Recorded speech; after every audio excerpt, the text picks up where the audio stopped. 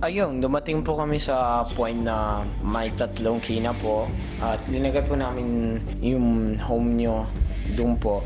Pagkatapos binasa ni Christian yung papel po. Housemates, dumating na kayo sa dulo ng trail. Gamit ang 3 susi na inyong nakuha, maaari nyo nang buksan ang mga lock ng bahay at kunin ang inyong flag. Matapos gawin ito, ay sundan ninyo ang mga arrow papunta sa viewing deck kung saan maaari nyong itaas ang inyong flag. Good luck, Big Brother. Kisses gets 1. I guess the As other. in, lahat ng pagod di ko na na-feel, puro saya, puro exciting. Kalahin mo naman, kuya, nasa baba kami, bila kami nasa taas. Kaya walang imposible talaga kung gugustuhin mo. Let's go, everyone. Tayo. Let's stand. 2, 3, abre. ¿Qué pasa, mijo? Espera. That's our flag, guys. You know, taking the roof off the house and finding the flag that represented us and folding it and being able to hold it in my hands. It represented everything that we'd worked so hard to accomplish so far. Unforgettable.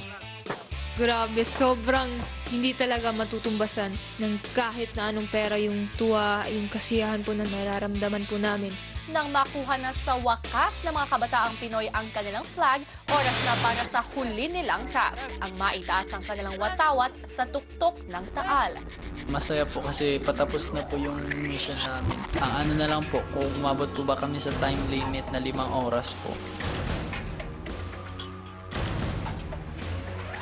It was beautiful. When you look around, the whole place, lahat ng landscape nakikita mo. Right now, here. Yung team po namin, nagawa po talaga namin maklimb po yung tuktok, kuya. Sobrang saya po sa feeling, sobrang nakaka-fulfill ng puso, kuya, na naklimb po namin yung pinakatuktok. Housemates, in behalf of the Philippine Army, I congratulate you dahil umabot na kayo sa dulo ng inyong paglalakbay. Itong paglalakbay na ito, alam ko hindi naging madali. And for that, congratulations! Palakpakan nyo ang sarili nyo dahil na-achieve nyo ang inyong goal.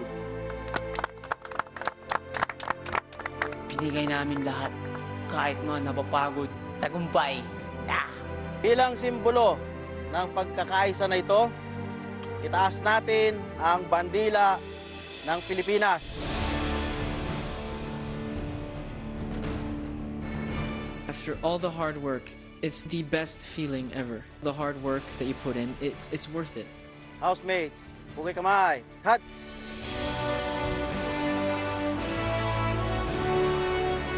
The way I think might be European, maybe I don't speak the language, but on the inside, I'm Filipino, and I can say that proudly. Nararamdaman ko po kung ano ang nafe-feel ng isang militar, na kung gaano po sila nagsasakripisyo. Kaya parang sobrang meaningful, kuya, ng moment na yun. And dahil sa tagumpay na inyong nakamit, yung bandila naman ninyo na sumasagisag sa inyo bilang isang squad ang inyong itataas.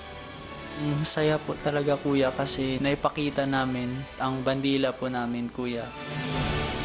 Kung may pabag sa buong mundo na na-prove namin na ang kabataan ang pag-asa ng bayan.